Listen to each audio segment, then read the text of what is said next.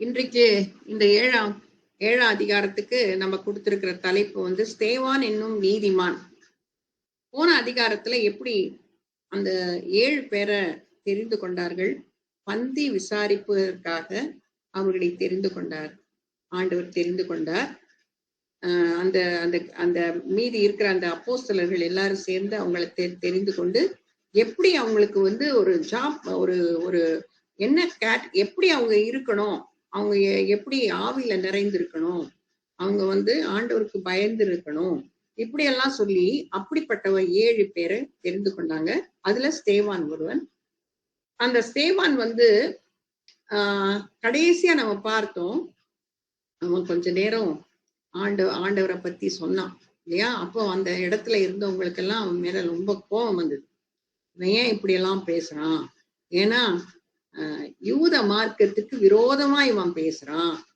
இவன் வந்து இயேசு கிறிஸ்துவ உயர்த்துறான். அதே மாதிரி வந்து அந்த கற்பனைகளுக்கு விரோதமா பேசுறான், தேவாலயத்துக்கு விரோதமா பேசுறான் அப்படின்னு எல்லாம் சொல்லி அவன் பேருல அவங்க வந்து பலவிதமான குற்றச்சாட்டுகளை வைக்கிறாங்க.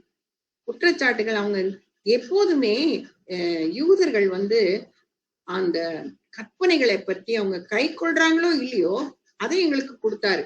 அது அவங்களுக்கு பெருமை மட்டுமில்ல, அதை பத்தி ஒரு வைராக்கியமா இருந்தாங்க, இது எங்களுக்கு கொடுக்கப்பட்டது என்று சொல்லி. அதே போல தேவாலயத்துக்கு அவங்க உண்மையாகவே ஆண்டவரை தரிசிக்கும்படியா போனாங்களா, ஆண்டவருக்கு ஆராதனை செய்யும்படியா போனாங்களோ இல்லையோ, ஆனா அந்த ஆலயம்னு சொல்லும் போது அவங்களுக்கு வந்து ரொம்ப அதுலயும் ஒரு வைராக்கியமா இருந்தாங்க. அதுக்கு முன்னால நம்ம பார்த்தோம், உயிர்த்தெழுதலை பத்தி அவங்களுக்கு சில பேருக்கு நம்பிக்கையே இல்லை. இப்படி பல காரியங்கள் மூலமா ஸ்தேவானை வந்து அவங்க ஸ்தேவான் மேல ரொம்ப பயங்கரமா சாடுறாங்க இல்லையா? ஆனாலும் இந்த ஸ்தேவான் எல்லாவற்றிற்கும் மத்தியில எப்படி வந்து அவன் தைரியமா பல காரியங்களை சொல்றான்.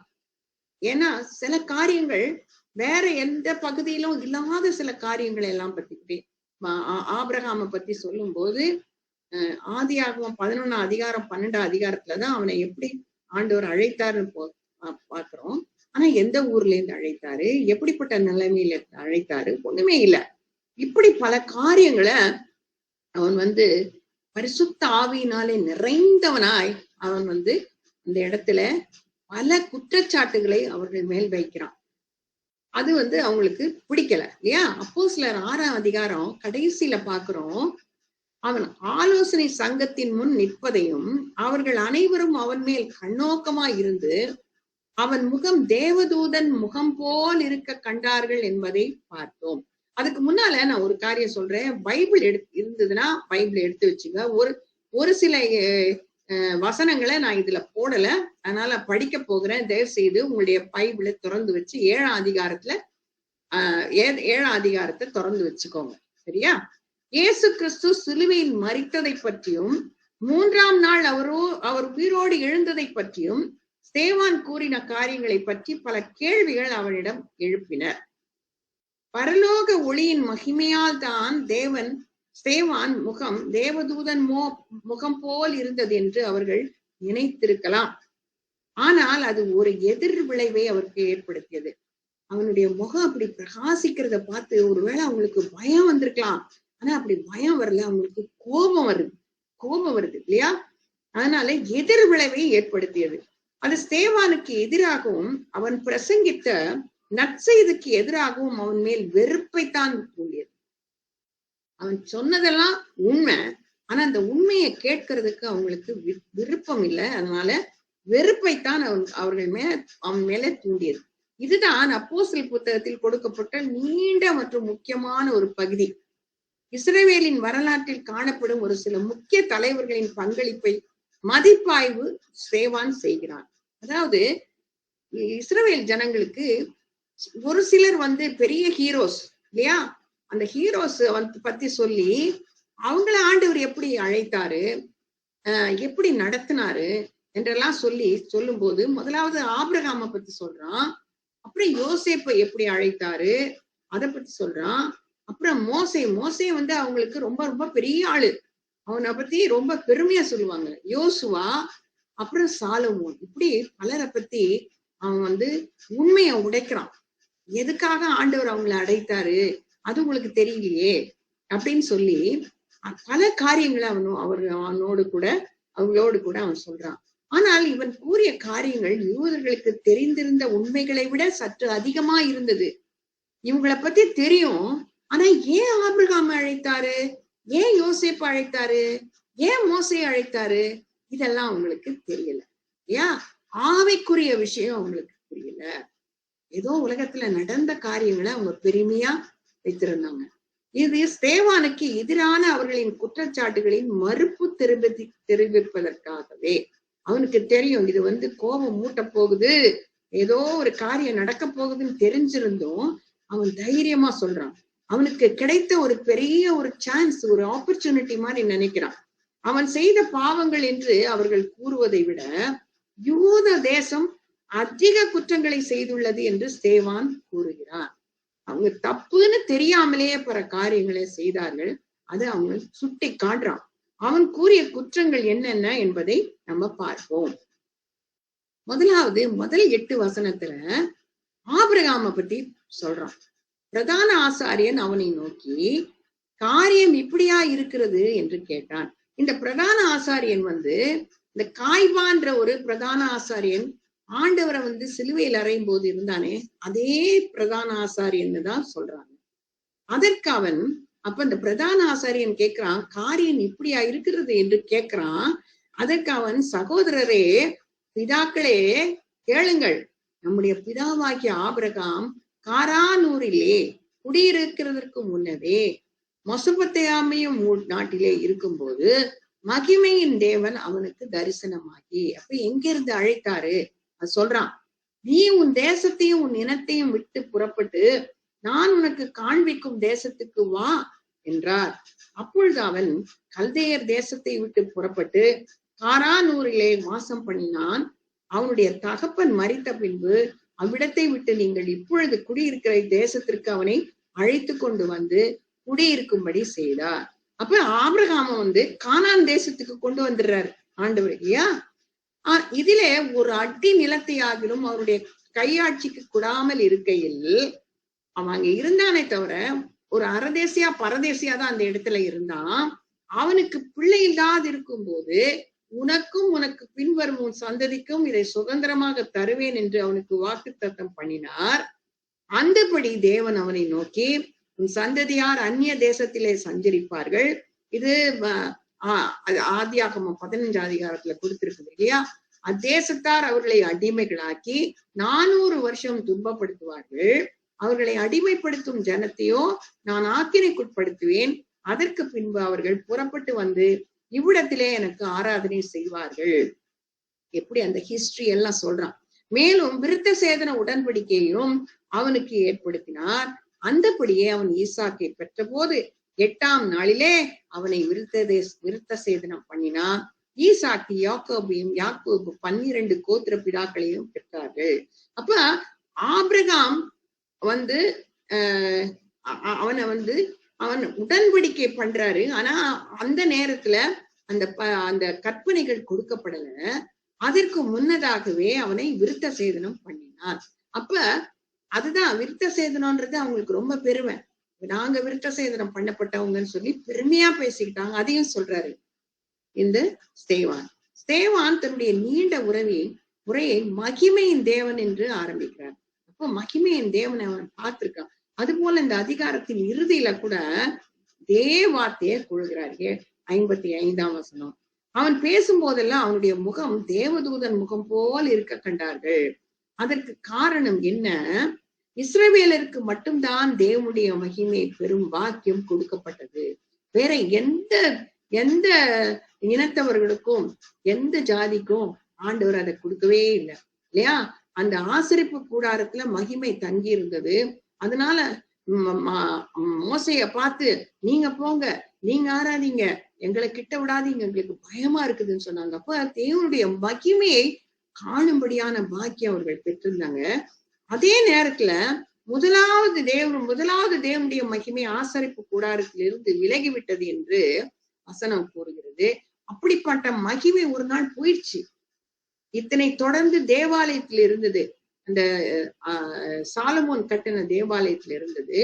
பின்பு அந்த மகிமை பிதாவுக்கு ஒரே பேரான குமாரனாகிய கிறிஸ்துவின் மேல் இருந்தது. யோவான் 1:14.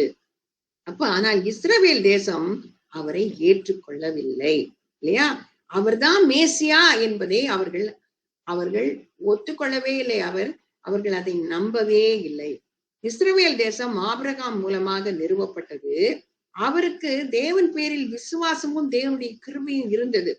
தேவன் கிருபையாக அவருக்கு தரிசனம் கொடுத்து புறஜாதி என்ற இருளில் இருந்து ரட்சிப்பின் வெளிச்சத்திற்கு அவரை அழைத்தார். அப்ப ஆபிரகாம் அதை விசுவாசித்து அவருக்கு கீழ்ப்படிந்தான். ஆபிரகாம் தேவனை விசுவாசத்தினால்தான் ரட்சிக்கப்பட்டான். அவன் விருத்த சேதனத்தினாலே ரட்சிக்கப்படல.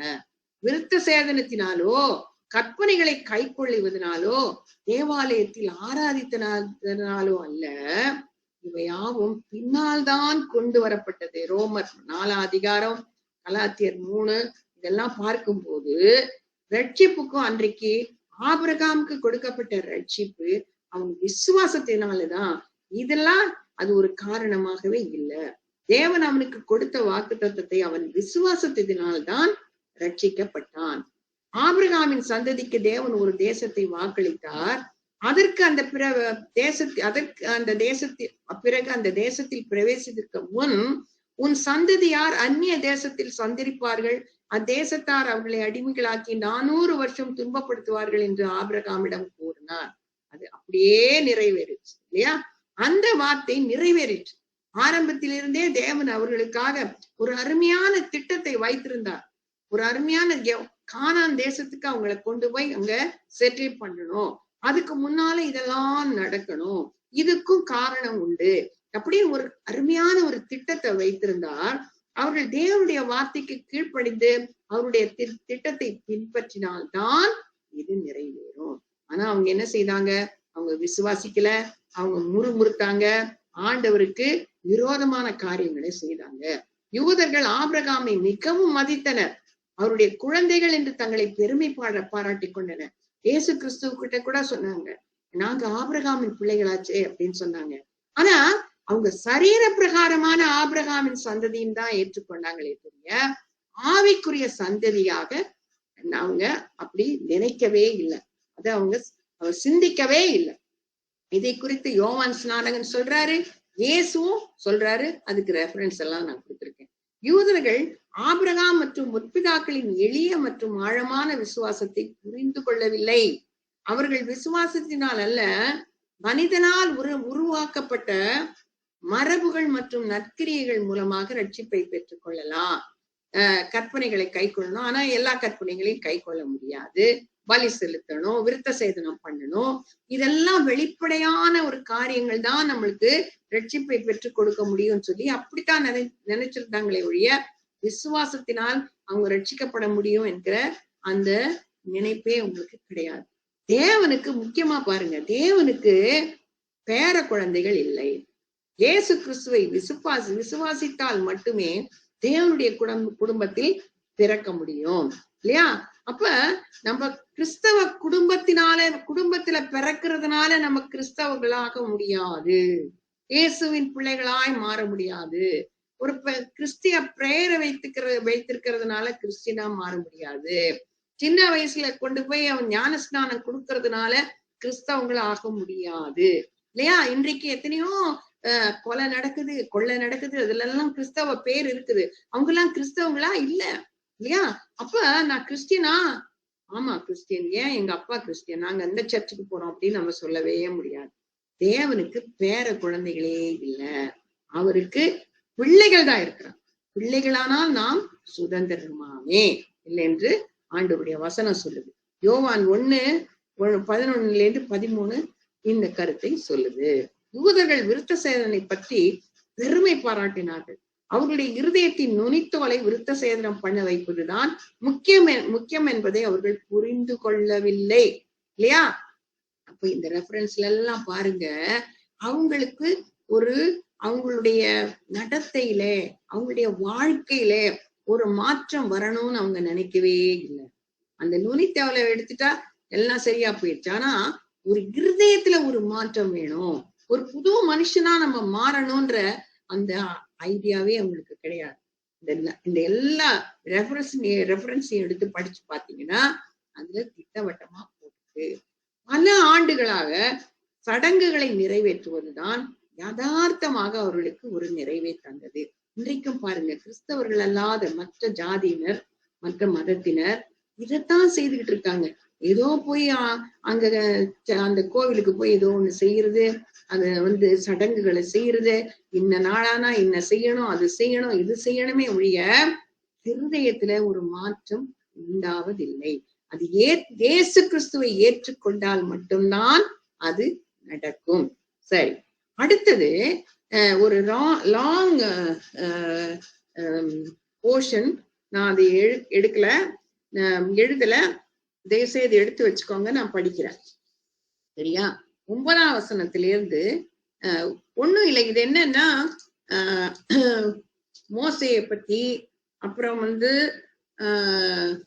யோசேப்பை பத்தி, மோசையை பத்தி, இவங்களை பத்தி தான் போட்டிருக்கு. 9ஆம் வசனம் நான் படிக்கிறேன். அந்த கோத்திர பிதாக்கள் பொறாமை கொண்டு யோசேப்பை எகிப்துக்கு கொண்டு போகும்படியாக விற்று போட்டார்கள். தேவனோ அவனுடனே கூட இருந்து எல்லா உபத்திரவங்களின்றும் அவனை விடுவித்து எகிப்தின் ராஜாவாகிய பார்வோன் சமூகத்திலே அவனுக்கு கிருபையும் ஞானத்தையும் அருளினார். அந்த ராஜா அவனை எகிப்து தேசத்திற்கும் தன் வீட்டனைத்திற்கும் அதிகாரியாக ஏற்படுத்தினான். பின்பு எகிப்து, கானான் என்னும் தேசம் எங்கிலும் பஞ்சமும் மிகுந்த வருத்தமும் உண்டாகி நம்முடைய பிதாக்களுக்கு ஆகாரம் கிடையாமற் போயிற்று. அப்பொழுது எகிப்திலே தானியம் உண்டென்று யாக்கோபு கேள்விப்பட்டு நம்முடைய பிதாக்களை முதலாம் தரம் அனுப்பினான். இந்த முதலாம் தரம் 2ஆம் தரம் தான் ரொம்ப முக்கியமான வார்த்தை. அது ஏன்னு நான் இப்ப சொல்றேன். 2ஆம் தரம் யோசேப்பு தன்னுடைய சகோதரருக்கு தன்னை தெரியப்படுத்தினான். யோசேப்புடைய வம்சமும் பார்வோனுக்கு தெரிய வந்தது. பின்பு யோசேப்பு தன்னுடைய தகப்பன் யாக்கோவும் தன்னுடைய இனத்தார் யாவருமாகிய 75 பேரை அழைக்க அனுப்பினான். அந்தபடி யாக்கோபு எகிப்துக்கு போனான். அவனும் நம்முடைய பிதாக்களும் மரித்து அங்கே இருந்து சீகேமுக்கு கொண்டு வரப்பட்டு ஆபிரகாம் சீகேமின் தகப்பனாகிய எமோரியருடைய சந்ததியார் இடத்தில் ரொக்க கிரியத்தில் வாங்கி இருந்த கல்லறையிலே வைக்கப்பட்டார்கள். ஆபிரகாமுக்கு தேவன் ஆணையிட்டு அருளின வாக்குத்தத்தம் நிறைவேறும் காலம் சமீபித்த போது யோசேப்பை அறியாத வேறொரு ராஜா தோன்றின காலமளவும் ஜனங்களில் எகிப்திலே பலுகி பெருகினார்கள். அவன் தம்முடைய ஜனங்களை வஞ்சனையாய் நடப்பித்து நம்முடைய பிதாக்களின் குழந்தைகள் உயிரோடு இராதபடிக்கு அவர்கள் அவைகளை வெளியே போட்டு விடும்படி செய்து அவர்களை உபத்திரவப்படுத்தினான். அக்காலத்திலே மோசே பிறந்து திவ்ய சௌந்தரியம் உள்ளவனாய் இருந்து 3 மாதம் அளவும் தன் தகப்பன் வீட்டிலே வளர்க்கப்பட்டான். அப்ப மோசையை ஏன் அவங்க பாதுகாத்தான்னு சொல்லும் போது முக்கியமான ஒரு காரியம் பாருங்க, திவ்ய சௌந்தரியம் உள்ளவனா இருந்தான். அப்ப பிறக்கும் போதே அவனுக்குள்ள ஒரு வித்தியாசம் இருந்திருக்கும். அதனாலதான் என்ன பண்ணாங்க, அவங்க மறைச்சு வச்சாங்க.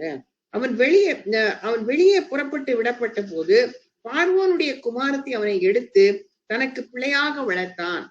இதுவும் ஆண்டவருடைய செய்திதான் இல்லையா?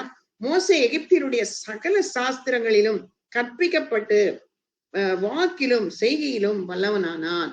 அவனுக்கு 40 வயதான போது இஸ்ரவேல் புத்திரராகிய தன்னுடைய சகோதரனை கண்டு சந்திக்கும்படி அவனுடைய இருதயத்தில் எண்ணம் உண்டாயிற்று. அப்பொழுது அவர்களில் ஒருவன் அநியாயமாய் நடத்தப்படுகிறதை அவன் கண்டு அவன் துணை நின்று எகிப்தியனை வெட்டி துன்பப்படுத்தினவனுக்கு நியாயம் செய்தான். தன்னுடைய கையினாலே தேவன் தங்களுக்கு ரட்சிப்பை தருவார் என்பதை தன்னுடைய சகோதரர் அறிந்து கொள்வார்கள் என்று அவன் நினைத்தான். அவர்களோ அதை அறியவில்லை இல்லையா? அவன் அரண்மனையில இருந்தும் தன் இஷ்டமா ஒரு காரியத்தை செய்தான். ஆண்டவர் சொல்லாத ஒரு காரியத்தை செய்தான். மறுநாளிலே சண்டை பண்ணி கொண்டிருக்கிற 2 பேருக்கு அவன் எதிர்பட்டு, மனுஷரே, நீங்கள் சகோதரராய் இருக்கிறீர்கள், ஒருவருக்கொருவர் அநியாயம் செய்கிறது என்ன என்று அவர்களை சமாதானப்படுத்தும்படி பேசினான். பிறனுக்கு அநியாயம் செய்தவன் அவனை பிடித்து தள்ளி, எங்கள் மேல் அதிகாரியாகவும் நியாயாதிபதியாகவும் உன்னை ஏற்படுத்தினவன் யார்? நேற்று நீ அந்த எகிப்தியனை கொன்றது போல என்னையும் கொன்று போட மனதாய் இருக்கிறாயோ என்றான். இந்த வார்த்தைகளின் நிமித்தம் மோசே ஓடி போய் மீதியான் தேசத்திலே சஞ்சரித்துக் கொண்டிருந்தான். அங்கே இருக்கும்போது அவனுக்கு 2 குமாரர்கள் பிறந்தார்கள்.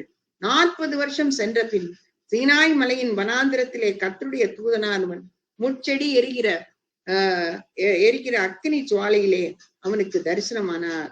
மோசே அந்த தரிசனத்தை கண்டு ஆச்சரியப்பட்டு அதை உற்று பார்க்கும்படி சமீபித்து வருகையில், நான் ஆபிரகாமின் தேவனும் ஈசாக்கின் தேவனும் யாக்கோவின் தேவனுமாய் இருக்கிற உன் பிதாக்களுடைய தேவனாய் இருக்கிறேன் என்று கர்த்தர் திருவளம் பற்றினம் சத்தம் அவனுக்கு உண்டாயிற்று. அப்பொழுது மோசே நடுக்கமடைந்து உற்று பார்க்க துணியாதிருந்தான். பின்னும் கர்த்தர் அவனை நோக்கி, உன் பாதங்களில் இருக்கிற பாதரட்சிகளை கழட்டி போட்டு நீ நிற்கிற இடம் பரிசுத்த பூமியாய் இருக்கிறது. எகிப்தில் இருக்கிற என் ஜனத்தின் உபத்திரவத்தை நான் பார்க்கவே பார்த்து அவர்கள் பெருமூச்சை கேட்டு அவர்களை விடுவிக்கும்படி இறங்கினேன். ஆகையால் நீ வா, நான் உன்னை எகிப்திற்கு அனுப்புவேன் என்றார்.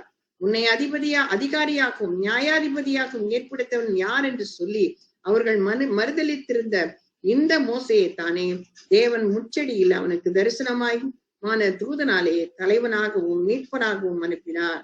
இவனே அவர்களை அங்கிருந்து அழைத்து கொண்டு வந்து எகிப்து தேசத்திலேயும் சிவந்த சமுத்திரத்திலேயும் 40 வருஷ காலமாய் வனாந்திரத்திலேயும் அற்புதங்களையும் அடையாளங்களையும் செய்தான்.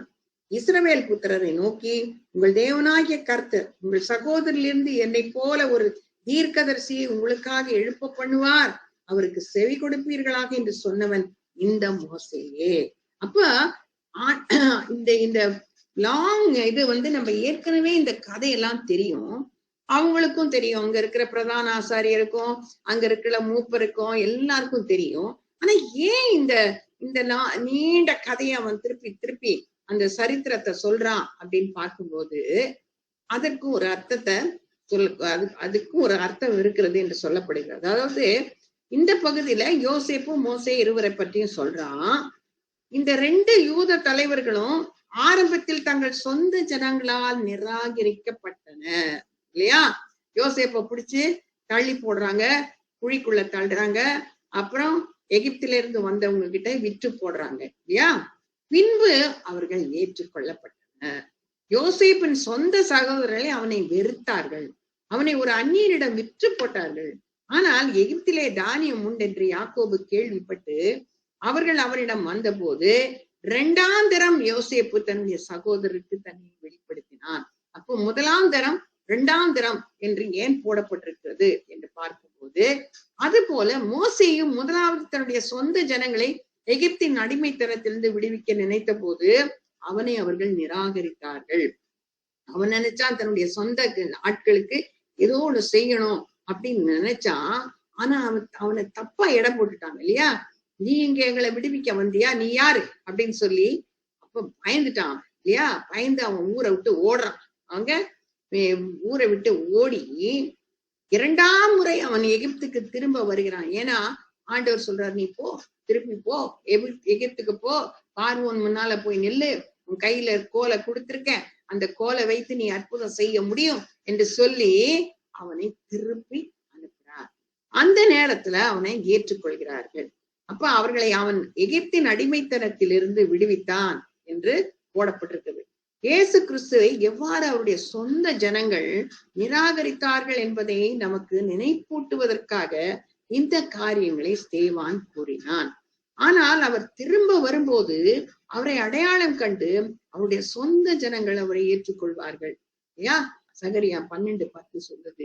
ஆண்டவர் திரும்பி வர போகும்போது அவர்கள் பார்த்து, ஐயோ அவங்கதான் குத்துனவங்க, ஆண்டவரை இம்சை பண்ணவங்க, அவங்கள சிலுவையில அறைந்தவங்க, அவங்க எல்லாம் பார்த்து ஆச்சரியப்படுவார்களாம். அந்த நேரத்துல இவர்தான் மேசியா என்று ஏற்றுக்கொள்வார்களாம். அப்ப அந்த பழைய கதையெல்லாம் சொல்லி மோசே சொல்லி இருந்தார் இல்லையா? என்ன போல ஒரு தீர்க்கதரிசியை அனுப்புவேன்னு சொல்லி இருந்தார் இல்லையா? அவர் தான் இயேசு கிறிஸ்து என்று அவர்களை மத்தியில அவன் பேசுறான். அப்ப தேவனுடைய குமாரனை அவர்கள் எவ்வளவு வெறுத்தாலும் இஸ்ரவேல் ஜனங்களை தேவன் வெறுக்கவே இல்லை, கைவிடவே இல்லை. இந்த ரோமர் 11 அதிகாரம் நீங்க படிச்சீங்கன்னா இவ்வளவாய் ஆண்டவர் இன்னும் நேசிக்கிறார். இன்னைக்கு கூட என்னென்னமோ சண்டை கிண்டை போட்டுட்டு இருக்காங்க, போரெல்லாம் நடக்குது, ஆனாலும் அவர்களை பத்திரமாய் பாதுகாக்கிறார். என் சொந்த ஜனங்கள் என்று சொல்றார். ஏன்னா அந்த சொந்த ஜனங்கள் மத்தியில தான் இயேசு கிறிஸ்து வந்து பிறக்கிறார் இல்லையா. இன்றைக்கு இஸ்ரவேல் தேசம் குருட்டாட்டத்துல இருக்குது. ஆனால் ஒரு நாள் அந்த குருட்டாட்டம் நீக்கப்படும். இன்றும் தனிப்பட்ட யூதர்கள் ரட்சிக்கப்படுகிறார்கள், எத்தனையோ யூதர்கள் ரட்சிக்கப்படுறாங்க. ஆனால் ஒரு நாள் முழு இஸ்ரவேல் தேசமும் ரட்சகரை அறியும். அப்ப இதெல்லாம் ஏன் பேசலாம்னா, இயேசு கிறிஸ்து 2ஆம் தடவை வரும்போது நீங்க எல்லாம் அவரை ஏற்றுக்கொள்வீங்க. முதல்ல எப்படி மோசேயையும் யோசேப்பையும் அவன் சொந்த ஜனங்கள் ஏற்றுக்கொள்ளலையோ, அதே போல நீங்க இன்னைக்கு வெறுக்கிறீங்க, ஒரு நாள் அவரை ஏற்றுக்கொள்வீங்க என்று சொல்லி அவன் அவர்களுக்கு சொல்லுகிறான். அடுத்தபடியா 37-43 என்னன்னு சொன்னா, அவங்க கற்பனைகளை பெருசா கற்பனைகளை பத்தி பேசினாலும் கற்பனைகளுக்கு அவங்க கீழ்ப்படியவே இல்லை. இஸ்ரவேல் புத்திரரை நோக்கி, உங்கள் தேவனாகிய கர்த்தர் உங்கள் சகோதரரிலிருந்து என்னை போல ஒரு தீர்க்கதரிசியை உங்களுக்காக எழும்ப பண்ணுவார், அவருக்கு செவி கொடுப்பீர்களாக என்று சொன்னவன் இந்த மோசேயே. அந்த தீர்க்கதரிசி தான்ப்பா இயேசு கிறிஸ்து என்று சொல்ல வருகிறான். சீனாய் மலையில் தன்னுடனே பேசின தூதனோடும் நம்முடைய பிதாக்களோடும் கூட வனாந்திரத்திலே சபைக்குள் இருந்தவனும் நமக்கு கொடுக்கும்படி ஜீவ வாக்கியங்களை பெற்றவனும் இவனே. யாரு? மோசே. இவனுக்கு நம்முடைய பிதாக்கள் கீழ்ப்படிய மனதாயிராமல் இவனை தள்ளிவிட்டு தங்கள் இருதயங்களிலே எகிப்துக்கு திரும்பி ஆரோனை நோக்கி, அப்ப அந்த மோசே வந்து சீனாய் மலையில ஏறிட்டான். அவனுக்கு அந்த கற்பாறையின் மேலே எழுதப்பட்ட அந்த இது எடுத்துட்டு வரான். அந்த நேரத்துல அவங்க என்ன செய்யறாங்க, என்ன மோசே இனிமே திரும்பி வரமாட்டான், அவன் எங்கேயோ போயிட்டான் அப்படின்னு சொல்லி ஆரோனை நோக்கி, எகிப்து தேசத்திலிருந்து எங்களை அழைத்து கொண்டு வந்த இந்த மோசேக்கு என்ன சம்பவித்ததோ அறியோம், ஆதலால் எங்களுக்கு முன் செல்லும் தெய்வங்களை உங்களுக்கு உண்டு பண்ணும் என்று சொல்லி அந்நாட்களிலே ஒரு கன்றுக்குட்டியை உண்டு பண்ணி அந்த விக்கிரகத்துக்கு பலியிட்டு தங்கள் கையின் கிரியைகளில் களி கூர்ந்தார்கள். இதெல்லாம் இவங்க செய்த பாவம் இல்லையா, அதெல்லாம் சுட்டி காட்டுறான். அப்பொழுது தேவன் அவர்களை விட்டு விலகி வான சேனைக்கு ஆராதனை செய்ய அவர்களை ஒப்பு கொடுத்தார். அதை குறித்து இஸ்ரவேல் வம்சத்தாரே, நீங்கள் வனாந்தரத்திலிருந்து 40 வருஷம் வரையில் காணிக்கைகளையும் பலிகளையும் எனக்கு செலுத்தினீர்களோ என்றும், பணிந்து கொள்ளும்படி நீங்கள் உண்டாக்கின சொரூபங்களையாகிலும் மோளேகனுடைய கூடாரத்தையும் உங்கள் தேவனாகிய ரம்பான் என்னும் நட்சத்திர சுரூபத்தையும் சுமந்தீர்களே, ஆகையால் உங்களை பாபிலோனுக்கு அப்புறத்திலே குடி போக பண்ணுவேன் என்றும் தீர்க்கதரிசிகளின் புத்தகத்தில் எழுதியிருக்கிறதே. இதெல்லாம் இவங்க செய்த பாவத்தை எல்லாம், முன்னோர்கள் செய்த பாவம் எல்லாத்தையும் ஒண்ணுனா அவன் அடுக்கிறான். மோசேயின் கற்பனைகளுக்கு விரோதமாக பேசுகிறான் என்று அவனுடைய எதிராளிகள் குறை கூறினார்கள். ஆனால் இஸ்ரவேல் தேசம் பாருங்க, திரும்ப திரும்ப திரும்ப கற்பனைகளின்படி நடவாமல் எகிப்தின் விக்கிரகங்களை சேவித்தார்கள். என்னை தவிர உங்களுக்கு தேவர்கள் வேண்டாம் என்று சொன்னவர் அதற்கு கீழ்ப்படியாம எத்தனையோ இடத்துல அவங்க வந்து விக்கிரகங்களை வணங்கினாங்க இல்லையா. முதல்ல ஒரு கன்றுக்குட்டிய பொண்ணுனால செய்தாங்க. பொண்ணெல்லாம் எடுத்துட்டு நீங்க வாங்கன்னு சொல்லி கூட்டிட்டு வந்தவரு அந்த பொண்ணெல்லாம் வச்சு அந்த விக்கிரகத்தை பண்ணிட்டாங்க. தங்களுக்கு கொடுக்கப்பட்ட கானான் தேசத்துக்கு சென்ற பின்பும் தங்களை சுற்றியுள்ள தேசங்களின் தேவர்களை வணங்கினார்கள்.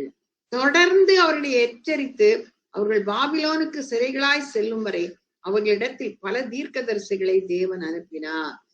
அவங்கள விட்டவே இல்லை இல்லையா. இயேசு கிறிஸ்து பிறக்கணும், அதனால எப்படியாவது இந்த ஜனங்களை நான் காக்கணும்னு சொல்லிட்டு திரும்ப திரும்ப அவங்களுக்கு உபதேசிக்கும்படியாய் பல தீர்க்கதரிசிகளை அனுப்பினார்.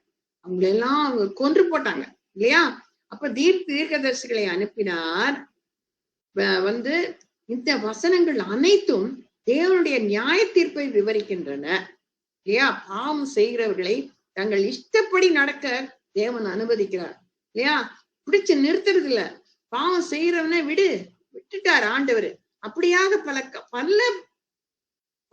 பாவங்களை அவங்க திரும்ப திரும்ப செய்து கொண்டே இருந்தார். நம்மளும் கூட சில நேரம் பாவம் செய்யும் போது நம்மளை தடுத்து நிறுத்துறாரா? இல்லையா. பாவம் செய்த பிறகுதான் நம்ம யோசிக்கிறோம். ஆண்டவருடைய சமூகத்துல வந்து போது, ஆண்டவரே தப்பா பேசிட்டேன்ப்பா, தப்பா நான் ரியாக்ட் பண்ணிட்டேன்ப்பா அப்படின்ற ஒரு உணர்வு. ஆண்டவர் பிடிச்சு நிறுத்த மாட்டார் இல்லையா. ஆதாமும் ஏவாளும் பாவம் செய்த போது பிடிச்சு நிறுத்தினாரா? இல்ல, விட்டுருவார் இல்லையா? அவர் நம்மள ரோபோ மாதிரி உட்கார எழுந்திரி அப்படின்னு சொல்லுகிற ஆண்டவரே இல்ல. நம்மளுக்கு ஒரு சுய சித்தத்தை கொடுத்திருக்கிறார். அந்த சுய சித்தம் ஆண்டவருடைய சித்தமா என்பதை நம்ம அறியணும், அதன்படி நடக்கணும். இந்த பகுதியில ஆமோஸ் 5:25-27 தயவு செய்து படிச்சு பாருங்க. மேற்கோள் காட்டுகிறார். அந்த நாட்களில் யூதர்கள் வெளிப்படையாகத்தான் யெகோவாவை வணங்கினார்கள். ஏதோ பண்ணணுமே, ஆண்டவர் சொல்லியிருக்காரே இல்லையா, ஒரு பலி செலுத்தணுமே, இப்படித்தான் இருந்தாங்க. அவர்கள் இருதயங்களில் அவர்கள் அந்நிய கடவுளை, மோலேகையும் பாகாலையும் இதெல்லாம் வணங்கிக்கிட்டே இருந்தாங்க. அப்போஸ்தலர் 7:42 உள்ள கேள்வியின் வடிவம் எதிர்மறையான பதிலை கோருகிறது. இல்லை, நீங்கள் அந்த பலிகளை கர்த்தருக்கு செலுத்தவே இல்லை. அதனால்தான் ஸ்தேவான், நீங்கள் வனாந்திரத்தில் இருந்த 40 வருஷம் வரையிலும் காணிக்கைகளையும் பலிகளையும் எனக்கு செலுத்தினீர்களோ என்று கேட்கிறான். எதற்காக தேவன் இந்த விக்கிரக ஆராதனைகளை வெறுத்தார்? விக்கிரக ஆராதனைகள் பாலின வழிபாட்டிலும் வர்ஷிப் ஆஃப் செக்ஸ் இல்லையா, தேவதாசிகள் பயன்படுத்துவதிலும் சொல்லி முடியாத அளவுக்கு ஆபாசமாக இருந்தன. அதெல்லாம் அவங்க ஒரு பாலை குடிக்கிறது போல ஒன்னும் ஒரு ஃபீலிங் இல்லாம அவங்க செய்துகிட்டேதான் இருந்தாங்க. அவருடைய பழக்க வழக்கங்களும் மிகவும் கொடுமையாக இருந்தது. தங்கள் குழந்தைகளையும் விக்கிரகத்துக்கு படைக்க துணிந்தனர். உண்மையாகவே அவர்கள் சாத்தானைத்தான் சேவித்தார்கள். அதனால் பலவித தவறான காரியங்களும் நடந்தது. விரைவில் இரட்சகர் மீட்பர் பூமிக்கு வரப்போகிறார் என்பதே இந்த காரியங்கள் அவர்களுக்கு வெளிப்படுத்துகிறது. அவர்கள் தவறான தொழுகைகளிலிருந்து விடுபட வேண்டும் என்பதற்காகவும் தேவன் அவர்களுக்கு கொடுக்கும் தேசத்தில் அவருடைய ஆசீர்வாதங்களை முழுமையாக பெற்றுக்கொள்ளவும் தான் கற்பனைகள் கொடுக்கப்பட்டது. ஆனா அதுக்கு அவங்க கீழ்ப்படிந்தாங்களா? ஏன் உபாகம் 28 நல்ல அழகா போட்டிருக்கு. கற்பனைகள் தான் அவர்களை பரிசுத்தமாகவும் மற்ற தேசத்தார்களை விட வித்தியாசமானவர்களாகவும் வைத்தது. அவங்க அந்த எழுத்தை தான் விரும்பினாங்களே ஒழிய அதை பின்பற்ற அவர்கள் விரும்பவில்லை. தேவனுடைய கற்பனைகளை அவர்கள் மீறின போது தேவனுடைய ஆசீர்வாதங்களையும் வழி நடத்துதலையும் இழந்தார்கள். எப்படி அவங்கள மேக ஸ்தம்பமா அக்கினி ஸ்தம்பமா வழி நடத்தினாரு, மன்னாவினாலே போஷித்தாரு, கண்மலை நீரூற்றினாலே தாகத்தை தீர்த்தாரு, இதெல்லாம் போயிடுச்சு இல்லையா? அவர்கள் தங்கள் தேவாலயத்தை இழிவுபடுத்தினாரு. ரொம்ப அவங்க பெருமையா நினைச்சிட்டு இருந்தது அந்த தேவாலயம். ஆனா அந்த தேவாலயத்தை இழிவுபடுத்தினார். ஏன்னா அந்த தேவாலயத்தை ஒரு நாள் இடித்து போடுவார் என்று சொல்லி இயேசு கிறிஸ்து சொன்னத திருப்பி சொன்னவன்னு அவங்களுக்கு கோபம் வருது. நீ எப்படி சொல்லுவ இல்லையா? மேலும் நீ பார்த்த மாதிரியின்படியே சாட்சியின் கூடாரத்தை உண்டு பண்ணுவாயாக என்று மோசையுடனே பேசினவர் கட்டளையிட்ட பிரகாரமாக அந்த கூடாரம் வனாந்திரத்திலே நம்முடைய பிதாக்களோடு இருந்தது. மேலும் யோசுவாவுடனே கூட நம்முடைய பிதாக்கள் அதை பெற்றுக்கொண்டு தேவன் அவர்களுக்கு முன்பாக துரத்தி விட்ட புறஜாதிகளுடைய தேசத்தை அவர்கள் கட்டிக்கொள்ளுகையில் அதை அந்த தேசத்தில் கொண்டு வந்து தாவீதின் நாள் வரைக்கும் வைத்திருந்தார்கள். இவன் தேவனிடத்தில் தயவு பெற்றபடியினால் யாக்கோபின் தேவனுக்கு ஒரு வாசஸ்தலத்தை தான் கட்ட வேண்டும் என்று விண்ணப்பம் பண்ணினான். சாலமோனோ அவருக்கு தேவாலயத்தை கட்டினான். தாவீது அவன் தேவாலயத்தை கட்டணும்னு விரும்பினான். ஆனா அவனுக்கு அந்த பர்மிஷன் கொடுக்கல ஆண்டவர். சாலமோனுக்கு தான் அந்த பர்மிஷன் கொடுத்து அவன் ஆலயத்தை கட்டினான். ஆகிலும் உன்னதமானவர் கைகளினால் செய்யப்பட்ட ஆலயங்களில் வாசமாயிரார் இல்லையா? வானம் எனக்கு சிங்காசனம், பூமி எனக்கு பாதபடியுமா இருக்கிறது. எனக்காக நீங்கள் எப்படிப்பட்ட வீட்டை கட்டுவீர்கள்? நான் தங்கி இருக்கத்தக்க ஸ்தலம் எது இல்லையா கேக்குறான். அவங்க கிட்ட பார்த்து கேட்கிறான், இவர்கள் எல்லாவற்றையும் என்னுடைய கரம் உண்டாக்கவில்லையா என்று கர்த்தர் உரைக்கிறார் என்று தீர்க்கதரிசி சொல்லி இருக்கிறானே. ஸ்தேவான் தேவாலயத்தை இடித்து போட வேண்டும் என்று சொன்னதாக அவன் மேல் குற்றம் சாட்டினார்கள். அவன் என்ன கூறினான் என்பதை அவர்கள் புரிந்து கொள்ளவில்லை. ஆனால் அவர்கள் அதைத்தான் செய்து கொண்டிருந்தார்கள். மோசே ஆசரிப்பு கூடாரத்தை கட்டினான். கர்த்தருடைய மகிமை வாசஸ்தலத்தை நிரப்பிற்று. சாலமோன் தேவனுடைய ஆலயத்தை கட்டினான். மகிமை கர்த்தருடைய ஆலயத்தை நிரப்பிற்று. காலம் செல்ல செல்ல ஆலயத்தில் சடங்குகள் மட்டும்தான் நடைபெற்றது. உண்மையான ஒரு ஆராதனை அங்கு நடைபெறவில்லை. கொஞ்சம் கொஞ்சமாக ஆலயத்துல விக்கிரகங்கள் வைக்கப்பட்டது. எப்படி ஆண்டவர் சும்மா இருக்க முடியும் இல்லையா? இதை பற்றி எரேமியா தீர்க்கதரிசியும் அவர்களை எச்சரித்தான். ஆனா எரேமியா தீர்க்கதரிசியை பிடிச்சு குழியில போட்டுறாங்க, என்னென்னமோ பண்ணாங்க. அவன் எச்சரித்துட்டே இருந்தான், நீங்க இப்படி பாவம் செய்தீங்கன்னா நீங்க பாபிலோனுக்கு துரத்தப்படுவீர்கள்னு சொல்லிட்டே இருந்தான். அவங்க காது கொடுத்து கேட்கவே இல்லை. இந்த எச்சரிப்புக்கு இஸ்ரவேல் ஜனங்கள் செவி சாய்த்திருப்பார்களானால் பாபிலோனிய சிறையிருப்பிலிருந்து தேவாலயம் இடிக்கப்படுவதிலிருந்தும் தப்பித்துக் கொண்டிருப்பார்கள் அல்லவா?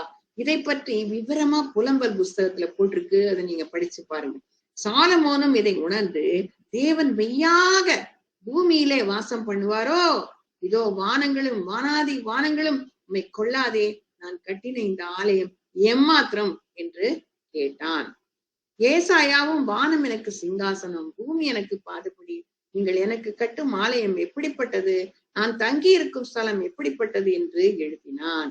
உலகத்தையும் அதில் உள்ள யாவற்றையும் உண்டாக்கின தேவனானவர் வானத்திற்கும் பூமிக்கும் ஆண்டவராய் இருக்கிறபடினால் கைகளினால் கட்டப்பட்ட கோவில்களில் அவர் வாசம் பண்ணுகிறதில்லை. அப்போஸ்தலர் 14:24. எனவே யூதர்கள் தேவாலயத்தை பற்றி பேசுவது நியாயமற்றது மற்றும் தேவனுடைய வார்த்தைக்கு முரண்பட்டது. சரி, 50-53. இவர்கள் எல்லாவற்றையும் என்னுடைய கரம் உண்டாக்கவில்லையா என்று கர்த்தர் உரைக்கிறார். அவர்கள் தங்கள் தேவனையும் அவருடைய சத்தியத்தையும் பிடிவாதமாக எதிர்த்தார்கள். இவர்கள் எல்லாவற்றையும் என்னுடைய கரம் உண்டாக்கவில்லையா என்று கர்த்தர் உரைக்கிறார் என்று தீர்க்கதரிசி சொல்லி இருக்கிறானே.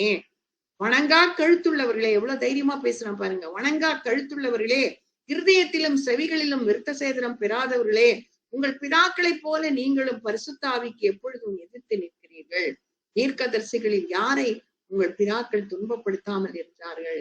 நீதிபரருடைய வருகையை முன்னறித்தவர்களையும் அவர்கள் கொலை செய்தார்கள். இப்பொழுது நீங்கள் அவருக்கு துரோகிகளும் அவரை கொலை செய்த பாதகருமாய் இருக்கிறீர்கள். தேவதூதரை கொண்டு நீங்கள் நியாயப்பிரமாணத்தை பெற்றிருந்தோம், அதை கை கொள்ளாமற் போனீர்கள் என்றான். இதுதான் அங்கிருந்தவர்கள் இருதயத்தை கிழிக்கும் தேவனுடைய பிரசங்கத்தின் உச்சகட்டம். பல நூற்றாண்டுகளாக இஸ்ரவேலர்கள் தேவனுக்கு கீழ்ப்படிய மறுத்து அவர்களுக்கு வெளிப்படுத்திய சத்தியங்களுக்கு கீழ்ப்படிய மறுத்தனர். அவைகளின் செவிகள் உண்மை கேட்கவில்லை, அவர்களின் இருதயங்கள் உண்மையை அறிந்து கொள்ளவில்லை. அவருடைய செவிகள் தேவனுடைய சத்தத்தை கேட்கவில்லை, அவருடைய இருதயம் தேவனுடைய சத்தத்தை ஏற்றுக்கொள்ளவில்லை, அவருடைய கழுத்து சத்தியத்துக்கு அடிபணியவில்லை. இன்றைக்கும் ஜனங்க அப்படித்தானே இருக்கிறாங்க இல்லையா? அதன் விளைவாக தங்களது மேசியாவை கொலை செய்தார்கள். காலாகாலமாக தேவன் அவர்களுக்கு வெளிப்படுத்தின சத்தியத்தை ஏற்றுக்கொள்ள மறுத்தனர். தேவனுடைய சத்தியத்தான் விசுவாசியின் வாழ்க்கையில ஆவிக்குரிய கனிகளை உருவாக்கும் விதைகளாக அதை பார்க்கப்படாமல் அதை போட்டு எம்பாம் பண்ண மாதிரி அதை 18 வச்சுட்டாங்க இல்லையா? எந்த புதிய சத்தியத்தையும் அவர்கள் ஏற்க மறுத்தனர். இயேசு பூமிக்கு வந்த நேரத்தில் தேவனின் சத்தியம் பல மரபுகளால் பொதிந்திருந்தது இல்லையா? மரபுன்னா ட்ரெடிஷனல், அவங்களுடைய பழக்க வழக்கங்கள், பலவிதமான தவறான கொள்கைகள், இதெல்லாம் அதை பொதிந்திருந்துதான், அதுதான் வெளியில. அதனால் இயேசு சத்தியத்தை போதித்த போது அவர்களால் புரிந்து கொள்ளவும் முடியல, ஏற்றுக்கொள்ளவும் முடியல. தேவனுடைய உண்மையான சத்தியம் உயிரில்லாத மனித மரபுகளாக, ட்ரெடிஷன் இல்லையா? அந்த மரபுகளுக்கு உயிரே இல்லை, ஆனா சத்தியம் ஜீவன் உள்ளது, உண்மை உள்ளது இல்லையா? அது மரபுகளாக மாறினதுனால அவங்கள அதை புரிந்து கொள்ளவும் இல்லை, அதை ஏற்றுக்கொள்ளவும் இல்லை. இரத்த சாட்சிகளாக மரித்த ஸ்தேவான் கடைசியாக பார்க்க போகிறோம். 54-60. இதை படிக்கும் போது ஏன் ஆண்டவர் இப்படிப்பட்ட ஒரு சூழ்நிலைய அனுமதிக்கணும்?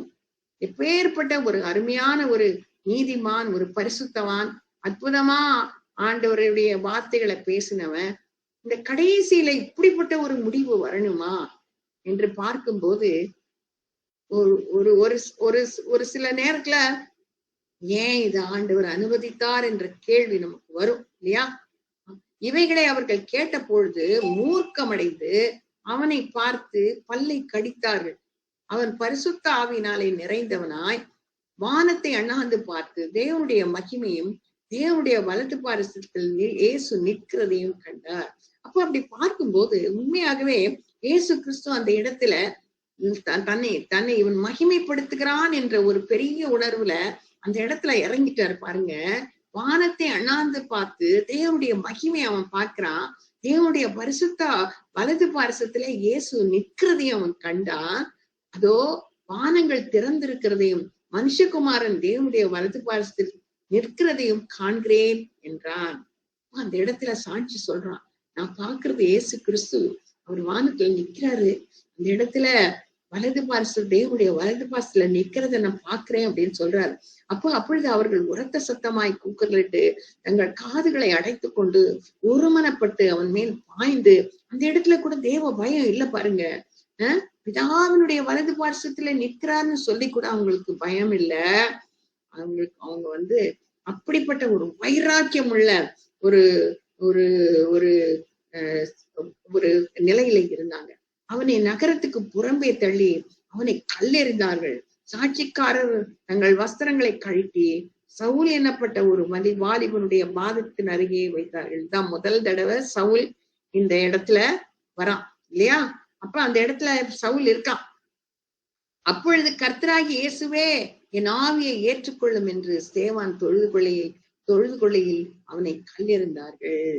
எப்படி அந்த நேரத்துல அவன் இயேசு கிறிஸ்துவை போல என் ஆவியை ஏற்றுக்கொள்ள வேண்டும் என்று சொல்லி அவன் தன்னுடைய ஆவியை விட்டான். அவனோ முழங்காட்படியிட்டு, ஆண்டவரே இவர்கள் மேல் இந்த பாவத்தை சுமத்தாதிரும் என்று மிகுந்த சத்தமிட்டு சொன்னான். இப்படி சொல்லி நித்திரை அடைந்தான். சரி, இதுதான் கடைசியாக மனுஷகுமாரன் என்ற வார்த்தை வேதத்தில் உபயோகப்படுத்தப்பட்டுள்ளது. ஆண்டவரே இயேசு கிறிஸ்துவே சொல்றாரு, மனுஷகுமாரன் வரும்போது மனுஷகுமாரன் இப்படி அப்படின்னு சொல்றாரு. இதுவரைக்கும் இதுக்கு பின்னால அந்த வார்த்தையே எங்கேயும் புறப்படல. அது மேசியாவுக்கு கொடுக்கப்பட்ட ஒரு சிறப்பு பெயர். நம்முடைய கர்த்தர் வானத்துக்கு ஏறி போன போது அவர் பிதாவின் வலது பாரசத்திலே உட்கார்ந்தார். எபேசியர் 2:6 சொல்லுது, நம்மையும் அங்க உட்கார வைத்திருக்கிறார். ஆவிக்குரிய நிலையில நம்ம அவரோட கூட உட்கார்ந்து இருக்கிறோம். அதே சமயத்தில மனுஷன் முன்பாக அவரை அறிக்கை பண்ணும் விசுவாசியை மனுஷகுமாரன் தேவர் முன்பாக அறிக்கை பண்ணுகிறார் இல்லையா? மனுஷன் முன்பாக நம்ம பயப்படாம இயேசுவே தேவன் என்று சொல்லும் போது தேவர் விசுவாசி மனுஷகுமாரன் தேவதூதர் முன்பாக ஒரு நாள் அறிக்கை பண்ணுவாராம். ஸ்தேவானும் நம்முடைய கர்த்தராகிய இயேசுவை போலவே துன்புறுத்தப்பட்டான். இயேசுவை போல ஜெபித்து கொண்டே மரித்தான். தன்னுடைய எதிரிகளை மன்னிக்கும் கிருபையை அவனுக்கு தேவன் தந்தார். இஸ்ரவேலை பொறுத்தவரை ஸ்தேவான் ஒரு குற்றவாளி. அவர்களை பொறுத்தவரை இது அவர்கள் செய்த 3ஆம் கொலை. யோவான் ஸ்நானகன், இயேசு கிறிஸ்து இவங்களெல்லாம் ஏற்கனவே கொலை செய்தார். எருசலேம் சபையை பொறுத்தவரை ஸ்தேவானின் மரணம் அவர்களுக்கு கிடைத்த ஒரு பெரிய வெற்றி. அடுத்த அதிகாரத்துல இருந்துதான் எப்படி சபை விருத்தி அடைய போகுது, எங்கெங்க போகுது, எப்படி சவுல் பவுலாய் மாறுகிறான் என்பதை பத்தி எல்லாம் நம்ம படிக்க போறோம். ஏனென்றால் விரைவில் சபையானது சமாரியாக்கு போக போகுது. அப்போஸ்தலர் 8. புறஜாதியாருக்கு விருத்தி அடைய போகிறது. அப்போஸ்தலர் 11. அது மட்டுமல்ல, அப்போஸ்தலர் 1:8 மற்றும் மத்தேயு 28 கூறப்பட்டுகிறது அப்படியே நிறைவேறுகிறது. இயேசு கிறிஸ்துவின் கட்டளை அப்படியே நிறைவேறுகிறது. சவுலை பொறுத்தவரை ஸ்தேவானின் மரணம் அவன் ரட்சிக்கப்பட காரணமாய் இருந்தது. இந்த சம்பவத்தை பவுல் மறக்கவே இல்லை. கொஞ்சம் தயவுசெய்து இந்த வசனத்தை படிச்சு பாருங்க. அப்போஸ்தலர் 22, 17, 21 எப்படி அந்த ஸ்தேவானை பத்தி அவன் சாட்சியா கூறுகிறான். எப்படி அவன் மரிக்கிறதுக்கு அவன் காரணமா இருந்தான் என்று சொல்லி சாட்சியாக அந்த இடத்துல பேசுகிறான். அப்ப ஸ்தேவானுடைய சாட்சியும் ஜெபமும் அவனுடைய மகிமையான மரணமும் பவுல் இயேசுவை சந்திப்பதற்கு காரணமாயிற்று. அப்போ ஒரு பெரிய ஒரு ஆத்மாவை ஆண்டவர் பிடிக்கிறதுக்காக அந்த இடத்துல ஒரு ரத்த சாட்சி இல்லையா? தேவன் ஒரு நாளும் பரிசுத்தவான்களின் ரத்தத்தை வீணாக்க மாட்டார். சவுலும் ஒரு நாள் ஸ்தேவான் கண்ட மகிமையான காட்சியை காண்பான். ஒரு கிறிஸ்தவன் மரிக்கும் போது அவன் நித்திரையாய் இருக்கிறான் இல்லையா? மனிதன் மரிக்கும் போது அவன் சரீரம் உறங்குகிறது. ஆவி தேவனிடத்தில் பரலோகத்துக்கு செல்லுகிறது. இயேசு திரும்ப பூமிக்கு வரும்போது கிறிஸ்துவுக்குள் மரித்த பரிசுத்தவான்களின் ஆவியை அவருடன் கொண்டு வருவான். இதுதான் நமக்கு சம்பவிக்க போகுது. இதுதான் கர்த்தர் நமக்கு கொடுத்த பெரிய நம்பிக்கை. அவர்களுடைய மறுரூபமாக்கப்பட்ட சரீரம் உயிர்த்தெழுந்து என்றென்றும் தேவனோடு இருக்கும்படியாக ஆவியோடு இணைந்து கொள்ளும். கிறிஸ்தவர்களாகிய நாம் அவருக்கு அன்பானவர்கள் மரிக்கும் போது அழுகிறோம் இல்லையா? ஆனா நம்பிக்கையற்றவர்களாக நம்ம அழுகல. ஏனென்றால் ஒரு நாள் ஒருவரை ஒருவர் சந்திப்போம். நாம் இரத்த சாட்சியாக மரிக்க வேண்டும் என்பதற்காக தேவன் நம்மை அழைக்கவில்லை இல்லையா? அப்படிப்பட்ட ஒரு சிந்தை ஆண்டவருக்கு இல்ல. பரிசுத்தமும் தேவனுக்கு பிரியமான ஜீவ பலியாக ஒப்பு கொடுக்கணும். இதுதான் ரொம்ப கஷ்டம் இல்லையா? மரித்தா போய் நான் ஆண்டவர்கிட்ட போயிடலாம். உலகத்துல இருக்கும் போது தேவனுக்கு பிரியமான பரிசுத்தமான ஜீவ பலியாக ஒப்பு கொடுக்க வேண்டும் இல்லையா? நம்முடைய ஆவி ஆத்ம சரீரத்தை முற்றிலுமாய் ஒப்பு கொடுக்க வேண்டும். அதற்காக தான் நம்மை அழைத்திருக்கிறார் என்று சொல்லி ரோமர் 12:12 கூறுகிறது. கடைசியாக ஒரு ஒரு இது போட்டிருக்கேன் பாருங்க. முதலாவது, கிறிஸ்துவுக்காக மரிப்பதை பார்க்கிலும் அவருக்காக வாழ்வதுதான் கடினம். உண்மையாகவே அதுதான். ஒவ்வொரு நாளும் சில நேரத்துல நினைப்போம், இந்த உலகத்துல இருக்கிறதே ஒரு நரகம் போல இருக்குது. சிலர் சொல்லுவாங்க, நரகத்துக்கு ஏன் போனோங்க, இங்க இருக்கிறதாங்க நரகம் அப்படின்னு சொல்லுவாங்க. அப்படி உலகத்துல பல பாடுகள் உண்டு, நிந்தனைகள் உண்டு, அவமானம் உண்டு, தேவைகள் உண்டு, குறைவுகள் உண்டு, பலவீனங்கள் உண்டு. அப்ப இந்த உலகத்துல அவருக்கு சாட்சியா இருக்கிறது தான் ரொம்ப கடினம். அவருக்காக உயிரை விடுறது ரொம்ப கஷ்டமே கிடையாது இல்லையா? அடுத்தது, நான் அவருக்காக தான் வாழ்கிறோம். இன்றைக்கு ஒருவேளை நம்மளுக்கு குடும்பம் இருக்கலாம், கணவன் இருக்கலாம், மனைவி இருக்கலாம், பிள்ளைகள் இருக்கலாம், பேர பிள்ளைகள் இருக்கலாம், உற்றார் உறவினர் இருக்கலாம். அவர்களுக்காக நம்ம இந்த உலகத்துல ஆண்டவர் உயிரோட வைக்கல இல்லையா? அவருக்காக தான், எனக்காக தெரிந்து கொண்டேன் என்று சொல்லுகிறாரு. நீங்கள் என்னை தெரிந்து கொள்ள நான் உங்களை தெரிந்து கொண்டேன் என்று சொல்லி யோவான் 15:16 சொல்லுது. அப்ப நாம் அவருக்காக தான் வாழ்கிறோம் ஒவ்வொரு நாளும். ஆண்டவரே, இன்னைக்கு என்னை குறித்து என்ன நீங்க வச்சிருக்கீங்க, இன்னைக்கு யாருக்கிட்ட நான் பேசணும்பா, நான் யாருக்கு உதவியா இருக்கணும்பா, யாருடைய கண்களை திறக்கணும்பா, என்னை கொண்டு நீங்க இன்னைக்கு என்ன செய்ய போறீங்க, இதுதான் நம்மளுடைய ஜெபமா இருக்கு. அதற்காக தான் நம்மை தெரிந்து கொண்டார், நம்மை தேடி வந்தார், நம்மை பிள்ளைகளா ஏற்றுக்கொண்டார், நம்மை ராஜாக்களாக ஆசாரியர்களாக மாற்றினார், பரிசுத்த ஜாதியாக மாற்றி வைத்திருக்கிறார். அதை எப்போது நம்ம அறிந்து கொள்ளணும். அவருக்காக மரிப்பதற்கும் நாம் தயாராக இருக்க வேண்டும். நீ வரும் காலம் எப்படி இருக்க போதோ தெரியாது இல்லையா? என்னென்ன பிரச்சனைகள் பைபிள்ல போட்டிருக்கு, இதெல்லாம் நடக்கும், இதெல்லாம் நடக்கும் தான் போட்டிருக்கு. எல்லாம் நம்ம பெட் ஆஃப் ரோசஸ் இல்ல, பிரச்சனைகள் வரலாம். அவருக்காக மரிப்பதற்கும் நாம் தயாராக இருக்க வேண்டும். அதைத்தான் தேவன் நம்மிடம் எதிர்பார்க்கிறார். ஆண்டவர் நம்மளை கொலை செய்ய மாட்டாரு, நம்ம கொன்னு போட மாட்டாரு, எதையும் செய்ய மாட்டாரு. ஆனா சில நேரங்களிலே அப்படிப்பட்ட பிரச்சனைகள் வரலாம். அதனாலதான் வெளிப்படுத்தின 2:10 சொல்லுது, மரண பரியந்தம் நீ உண்மையாயிரு, அப்பொழுது ஜீவ கிரீடத்தை உனக்கு தருவேன். சரி, கடைசியா ஒரு வசனம் போட்டிருக்கேன், இது எங்கன்னு நீங்க சொல்லணும். கிறிஸ்து எனக்கு ஜீவன். இது எனக்கு ரொம்ப பிடிச்ச ஒரு வசனம். கிறிஸ்து எனக்கு ஜீவன், சாவு எனக்கு ஆதாயம். ஆகிலும் சரீரத்திலே பிழைத்திருக்கிறதுனாலே என் கிரியைக்கு பலனுண்டாயிருப்பதால் நான் தெரிந்து கொள்ள வேண்டியது இன்னதென்று அறியேன். ஏனெனில் இவ்விரண்டினாலும் நான் நெருக்கப்படுகிறேன். தேகத்தை விட்டு பிரிந்து கிறிஸ்துவுடனே கூட இருக்க எனக்கு ஆசை உண்டு, அது அதிக நன்மையா இருக்கும். அப்படி இருந்தும் நான் சரீரத்தில் தங்கி இருப்பது, தரித்திருப்பது உங்களுக்கு அதிக அவசியம். பிலிப்பியர்